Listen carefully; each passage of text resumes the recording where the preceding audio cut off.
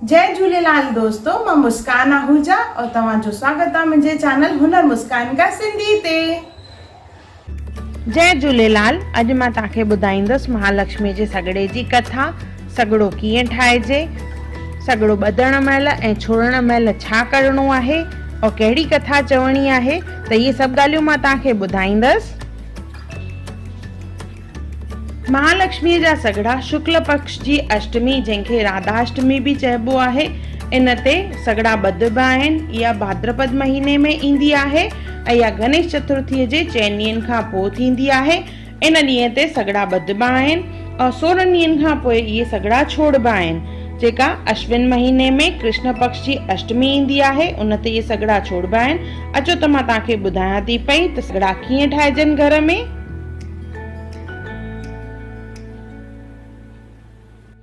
जय महालक्ष्मी माता, ईअं चई महालक्ष्मी माता जी स्तुति करणी आहे।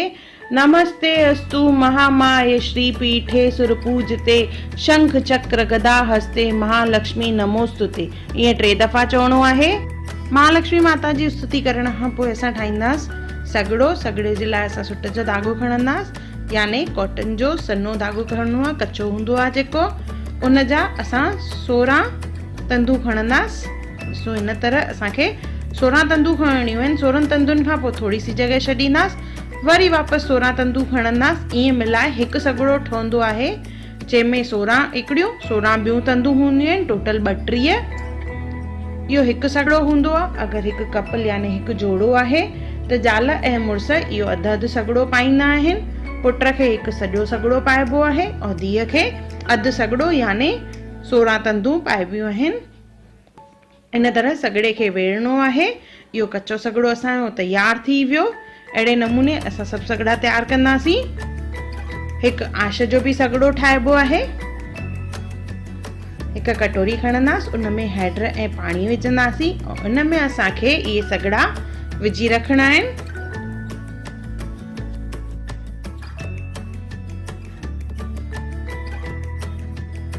सॻड़नि खे हैड में विझी करे रखणो आहे महालक्ष्मीअ जे अॻियां। और उन खां पोइ कथा ॿुधणी आहे। ॿधण वारी कथा ऐं छोड़ण वारी कथा साॻी आहे, त मां थोरी देरि में तव्हांखे ॿुधाईंदसि उहा कथा। त साॻी कथा तव्हां ॿधण महिल बि ॿुधिजो ऐं छोड़ण महिल बि ॿुधिजो। कथा ॿुधण खां पोइ इन सॻड़े में ॻंढियूं ॿधणियूं आहिनि। हिकु सॻड़े में 16 हिकु पासे 16 ॿिए पासे, टोटल 32 ॻंढूं ॿधणियूं आहिनि।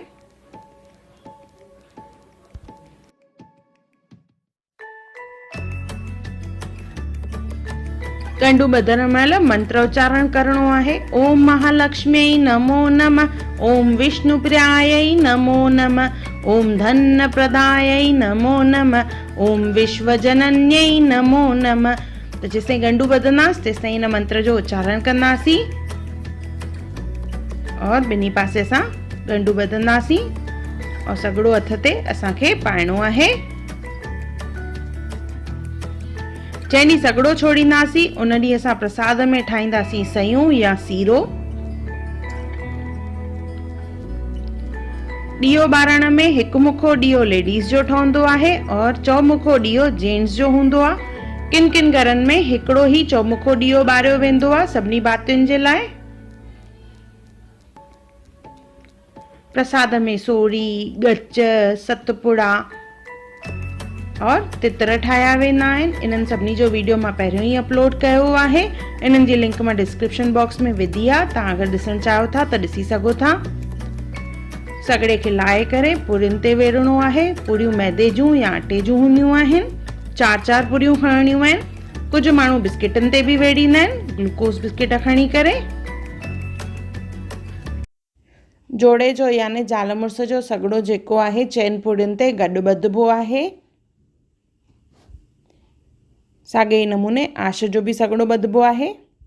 घोड़ो कीअं ठाहिजे इन जी लिंक मां डिस्क्रिप्शन बॉक्स में विधी आहे। हाणे ठाहींदासीं थाली। माता जी मूर्तीअ सां गॾु मिटीअ जो घोड़ो बि रखिबो आहे। थालीअ में ॾीओ रखंदासीं, हिकु मुखो लेडीज़ लाइ, चौमुखो जेंट्स लाइ, सयूं या सीरो। तितर रखंदासीं, जेतिरा जेंट्स हूंदा ओतिरा तितर रखणा आहिनि। सतपुड़ा, सोरी, सगड़ा पुड़ियुनि ते वेड़ियल या बिस्किटनि ते वेड़ियल। ऐं लास्ट में हिन में रखंदासीं असां ॻच।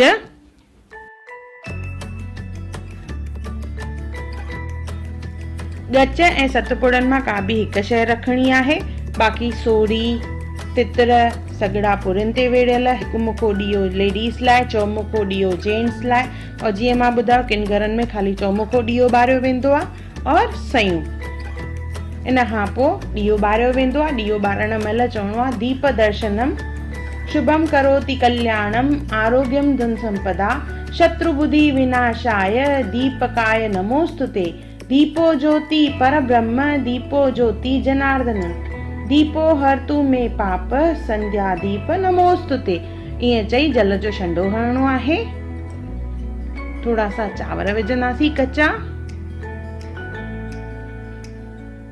उन खां पोइ महालक्ष्मी माता जी स्तुति करे असां हथ में कणिक ऐं थोड़ो सो गाहु खणंदासीं ऐं कथा शुरू कंदासीं।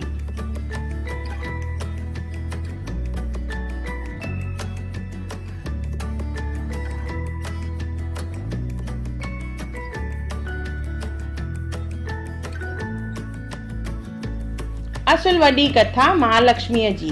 उज्जैन शहर में हिकु न्यायकारी ऐं धर्मात्मा राजा थी गुज़रियो आहे जंहिंजो नालो मांगलिक हो। हिन जे राज में शींहं ऐं बकरी गॾु चरंदा हुआ। प्रजा हिन मां ॾाढी ख़ुशि थी हुई। हिकु ॾींहुं राजा शिकार कंदे कंदे वञी जंगल में निकितो। उते ॾिठाई त गोपियूं महालक्ष्मीअ जी पूॼा करे रहियूं हुयूं। पूॼा पूरी थी त हिकु गोपी अची राजा खे सॻड़ो ॾिनो ऐं विर्त जी विधि ॿुधाई। जा हेठे रीत हुई बड़े महीने जी साई अठी तिथ ते महालक्ष्मीअ जो व्रत रखी पूॼा कजे। हैड रंग जी कची सुट जूं 16 तंदूं वटे 16 गंढूं ॾेई करे सॻड़ो ॿरजे। वरी ऊंधाईअ में अठी तिथ ते व्रत रखी करे इहो सॻड़ो छोड़जे त महालक्ष्मी माता प्रसन्न थींदी आहे। राजा सॻड़ो वठी आणे पंहिंजी स्त्री चंद्रावंतीअ खे ॾिनो ऐं उन जी महिमा ॿुधाए पाण दरबार में हलियो वियो। पुठियां संदसि स्त्रीअ अभिमान विचां इहो सॻड़ो खणी फिटो कयो, जंहिं करे हिन खे घणो दुख भोगणो पियो।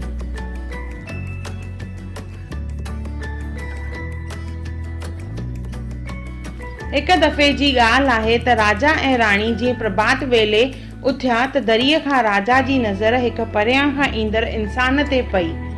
पक करण लाइ हिन राणीअ खां पुछो, पर राणीअ चयो त परियां हरण अची रहियो आहे। उन में हे ॿई पाण में विड़ी पिया। आख़िर फ़ैसिलो कयऊं त जंहिंजो कूड़ निकिरंदो सो ही देश छॾे वेंदो। आख़िरकार राजा पक करण लाइ कंहिं चौकीदार खे मोकिलियो। थोड़ी देर खां पोइ चौकीदार अची राजा खे चयो त हे राजन, शहर ॾे माण्हू अची रहियो आहे। इहा ॻाल्हि ॿुधी राजा राणीअ खे चयो त हे राणी, मुंहिंजे राज मां निकिरी वञ। राजा जो इहो हुकुम ॿुधी राणी केतिरियूं ई दाऊं कूकू कयूं, पर महालक्ष्मीअ जे सराप करे राजा संदसि हिकु बि न ॿुधी। अपमान करे राणीअ खे लोधे कढियाई।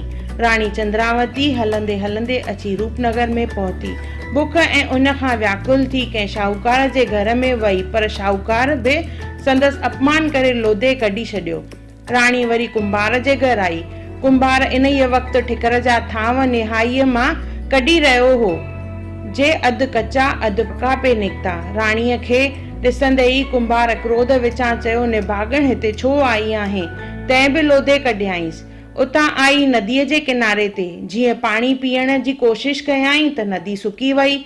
आख़िरकार ना उम्मीद थी कंहिं शाहूकार जे बाग़ में आई। महालक्ष्मीअ जी माया करे इहो बाग़ बि सुकी वियो। रखवाली कंदड़ इहा हालत ॾिसी राणीअ खे लोधे कढियाई।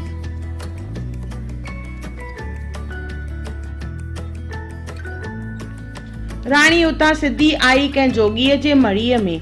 इहो जोगी हिकु ॾींहुं भिक्षा कंदो हो त 12 महीना खाईंदो हो। उन ॾींहुं जोगीअ खे भिक्षा मां कुझु बि न मिलियो।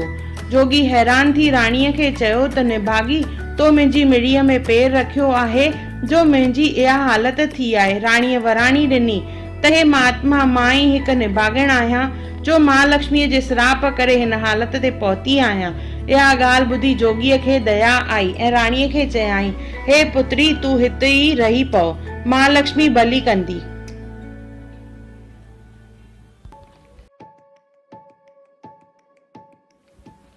जोगीअ जी शेवा कंदे राणीअ खे बराबर 12 महीना गुज़री विया। जॾहिं बड़े महा महीने में 8 तिथ आई, इन ई ॾींहुं महालक्ष्मीअ जो पूजन करे सॻड़ो ॿधाई। महालक्ष्मीअ जे विर्त ऐं सॻड़े जे प्रभाव करे उहो बाग वरी साओ थी पियो। कुंभड़ जी निहाई पची रास थी, नदी वहण लॻी। शाहूकार ॾाढो पछतायो। शाहूकार, कुंभार ऐं जेके रखवालीअ वारो हो, इन्हनि टिनी अची राणीअ खां माफ़ी घुरी। राणीअ तां हाणे कलंक लही वियो। हिकिड़े ॾींहुं राजा मांगलिक वरबट खे ऐं कुझु लश्कर साण करे शिकार ते निकितो। हलंदे हलंदे उते आयो जिते जोगीअ जी मुड़ी हुई। बुख ऐं उन खां व्याकुल थी वरबट खे चयाई त जोगीअ जी मुड़ीअ तां पाणी भरे अच। वरबट चयो त हे राजन, अॼु महालक्ष्मीअ जो विर्त आहे। अटो घी खंडु ॾियो त हेकार रोट पचाए अचां।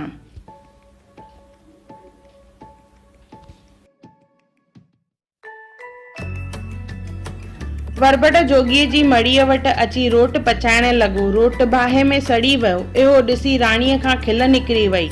राणीअ खे खिलंदो ॾिसी वरबट खे क्रोध आयो। तंहिं ते राणीअ वराणी ॾिनसि त क्रोध न कर, राजा वटि वञी करे मखण माखी वठी अच त मां तोखे पचाए ॾियां। आज्ञा अनुसार वरबट राजा खां मखण माखी वठी अची राणीअ खे ॾिनाई। राणीअ उन मां हिकु तितुरु ठाहियो, वरबट खे ॾिनो। वरबट खणी करे इहो तितुरु राजा खे ॾिनाई। राजा इन्हीअ मां पाण बि खाधाई ऐं सॼे लश्कर खे बि खारायो, पर तितुरु न खुटो। इहो ॾिसी करे राजा हैरान थी वियो। वरबट खां पुछियो त हुन ॿुधायोसि त राजन, हिकिड़ी महासुंदर स्त्री जोगीअ जी मिड़ीअ में वेठी आहे, तंहिं ठाहे ॾिनो आहे। वरबट जी इहा ॻाल्हि ॿुधी करे राजा उन ई महिल जोगीअ जी मिड़ीअ में आयो। पंहिंजी स्त्रीअ खे ॾिसी हैरान थी वियो। ख़ुशीअ विचां रड़ कयईं, चंद्रावती।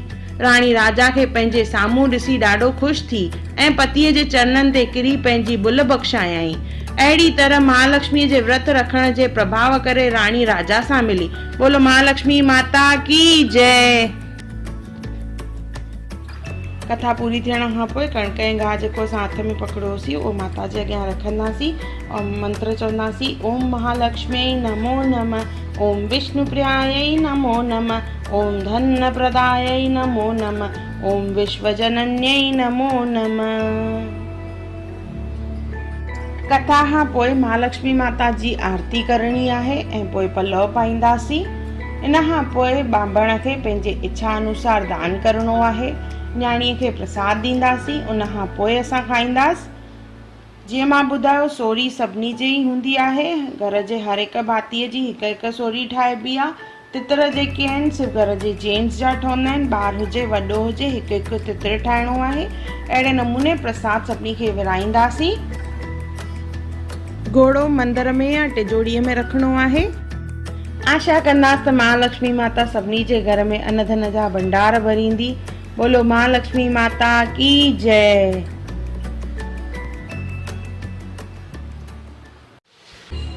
अगर तव्हांखे मुंहिंजी वीडियो पसंदि आई हुजे त उनखे लाइक कजो, मुंहिंजे चैनल खे सब्सक्राइब कजो, इंस्टाग्राम ते ज़रूर फॉलो कजो और मुंहिंजी वीडियो खे ज़रूर शेयर कजो। और मुंहिंजो वीडियो ॾिसण लाइ धन्यवाद।